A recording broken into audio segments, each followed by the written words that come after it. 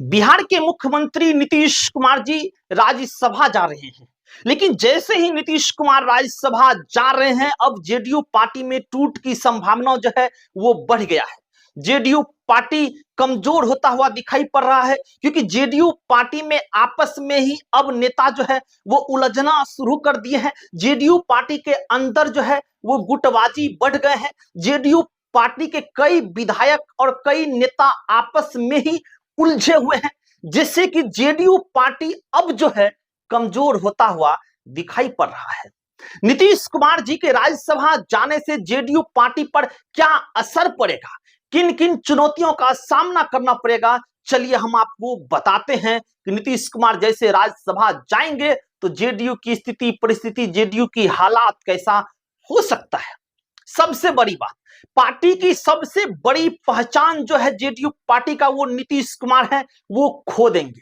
यानी कि जेडीयू की पहचान ही नीतीश कुमार के वजह से है, और नीतीश कुमार ही अगर दिल्ली में सक्रिय हो जाएंगे तो पार्टी की जो सबसे बड़ी पहचान है वो कमजोर हो जाएगी।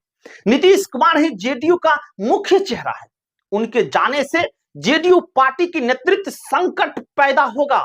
नए नेता को जनता इतनी जल्दी स्वीकार नहीं कर पाएगी।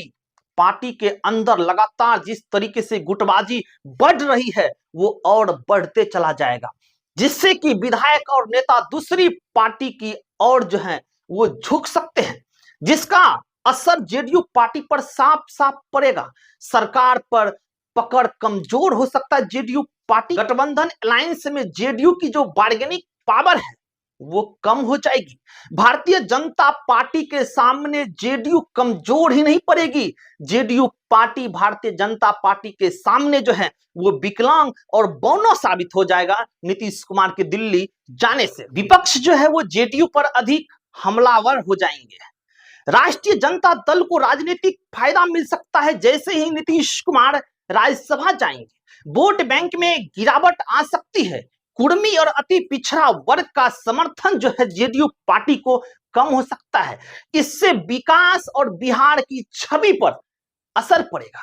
प्रशासनिक नियंत्रण कमजोर हो सकता है। जेडीयू पार्टी का नौकरशाही पर पकड़ जो है नीतीश कुमार जी के पार्टी का ढीली हो सकता है। सरकार में अस्थिरता बढ़ सकता है। मुख्यमंत्री पद के लिए जो अंदर की लड़ाई खींचतान चल रहा है वो हमेशा बना हुआ रहेगा। पार्टी के वरिष्ठ नेताओं में अभी भी टकराव है, कल भी टकराव रहेगा, इसके आगे भी पार्टी के वरिष्ठ नेताओं में, जेडीयू के खास करके वरिष्ठ नेताओं में टकरार रहेंगे। जनता के बीच भ्रम की स्थिति पैदा हो सकती है। वहीं जो है जेडीयू पार्टी की चुनावी रणनीति जो है वो कमजोर पड़ सकती है। वहीं आरजेडी नेत्रहीन पार्टी का आरोप लगाएगा, जिससे कि मीडिया में नकारात्मक छवि बन सकती है। पार्टी का संगठन ढांचा कमजोर हो सकता है। जेडीयू का युवा नेताओं को दिशा नहीं मिल पाएगी। कार्यकर्ताओं का मनोबल जो है जेडीयू पार्टी का वो गिर सकता है।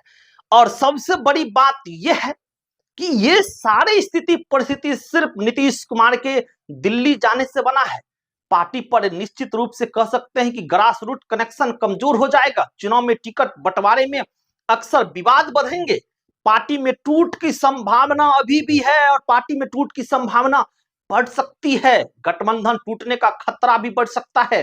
केंद्र और राज्य की राजनीति में अब जो है कहीं ना कहीं रिश्तों पर असर पड़ेगा। जेडीयू की सुशासन वाली छवि जो है वो कमजोर हो सकता है। जो नीतीश कुमार जो है करीब 20 वर्षों में जो कमाए हैं सुशासन वाली छवि वो कमजोर हो सकता है।